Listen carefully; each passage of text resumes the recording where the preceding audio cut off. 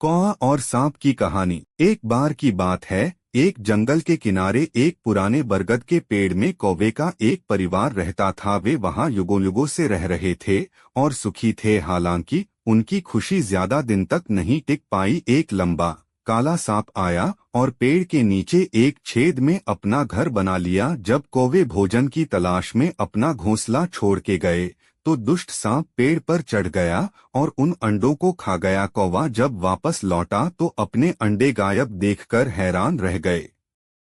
ऐसा कई बार हुआ। मादा कौवे ने मन ही मन में कहा, कल मैं यही रुकूंगी और अपने अंडों की रखवाली करूंगी। हालांकि सांप फिर भी ऊपर आ गया। कौवे की मां ने कहा, शू शू, चले जाओ, मेरे अंडे को अकेला छोड़ दो। लेकिन दुष्ट सांप ने कोई ध्यान नहीं दिया और कीमती अंडों को निगल लिया। नर कौवा जब लौटा तो उन्होंने अपनी पत्नी को फूट फूट कर रोते हुए पाया। क्या हुआ, उसने पूछा। मादा कौवे ने उत्तर दिया, हमें अपने प्यारे घर को छोड़ देना चाहिए। एक भयानक सांप है जो हमारे अंडे चुराता है। आज भी उसने हमारे सारे अंडे ले लिए। नर कौवे ने कुछ देर सोचा और कहा, हम अपना घर नहीं छोड़ सकते, हमें इसके बजाय सांप का पीछा करना चाहिए। चलो कौवों की दादी के पास चलते हैं, वह बुद्धिमान है और वह हमें सलाह देगी। तो कौवे उड़कर पास के पेड़ पर चला गया जहां दादी रहती थी।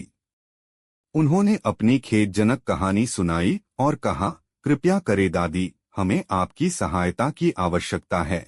दादी कौवा ने कुछ देर सोचा और कहा, मेरे पास एक योजना है, लेकिन आपको ठीक वैसा ही करना चाहिए जैसा मैं कहती हूँ। दोनों कौवे मान गए। दादी कौवे ने उनसे कहा, हर सुबह रानी और उनकी नौकरानी स्नान करने के लिए पास की नदी में आती हैं।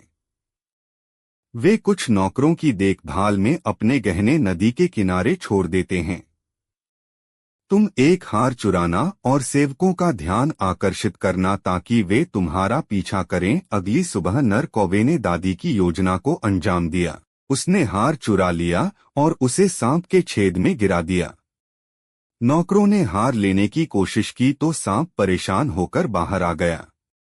वे डर गए और सांप को पीट पीट कर मार डाला। और इस तरह मादा और नर कौवों ने अपने दुष्ट शत्रु से छुटकारा पा लिया और हमेशा के लिए खुशी से रहने लगे।